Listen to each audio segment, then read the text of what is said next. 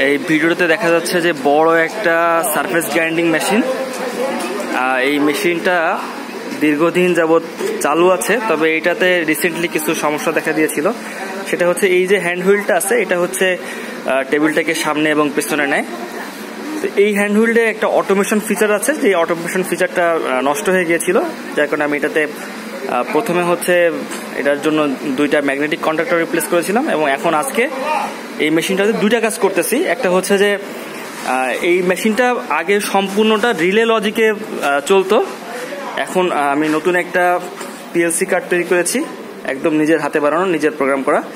এই PLC card দিয়ে এই যে টেবিলটা আছে, এই টেবিলটার ফরওয়ার্ড, ব্যাকওয়ার্ড এবং লেফট রাইট যে মোশনগুলো আছে সেই মোশনগুলো কন্ট্রোল হবে। এবং এটার যে কন্ট্রোল প্যানেলটা আছে, এই কন্ট্রোল প্যানেলটার ভেতরেও যেহেতু অনেক আগের মেশিন, অনেক মানুষ এটাতে কাজ করেছিল, অনেক একটা ওয়্যার মেস ছিল, সেই ওয়্যার মেসগুলোকে আমি রিপ্লেস করার জন্য সবগুলো কানেকশন খুলে আবার নতুন করে রিওয়ারিং করতেছি।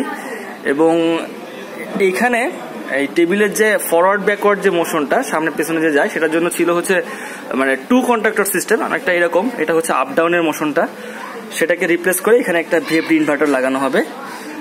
আর এই যে কার্ডটা আছে, কার্ডটা আমি এখানে রিপ্লেস করব। তার মানে এই মেশিনটা এখন মোটামুটি বেশ ভালো একটা কন্ডিশনের দিকে আসবে আশা করা যায়। তো মেশিনটার আসলে অনেক কাজ। আমি গত 2 দিন ধরে এখানে যে 5টা কন্ট্রাক্টর দেখতেছেন, এই কন্ট্রাক্টরগুলোকে খুলে আবার রিওয়ারিং করছি। এই কন্ট্রাক্টরগুলো হচ্ছে যেগুলো আছে সেগুলো হচ্ছে আপনার পিএলসির বাইরে, অর্থাৎ আপনার ডল স্টার্টার অথবা ডিরেকশন কন্ট্রোলের যে মেকানিজমগুলো আছে সেগুলো দিয়ে করা। আর এরপর হচ্ছে পিএলসি এবং ভিএফডি একসাথে ব্যবহার করে বাকি কাজটা করা হবে। আশা করা যায় যে বাকি কাজ শেষ করলে আমি আপনাদেরকে ভিডিওতে দেখাবো। ভিডিওতে এই পাশে দেখতে পাচ্ছেন যে একটা হাইড্রোলিক পাওয়ার প্যাক আছে, আর এখানে সামনে হচ্ছে এই মেশিনটার কন্ট্রোল প্যানেল, কন্ট্রোল বোর্ডটার ভেতরেও এখানেও কাজ করা হবে।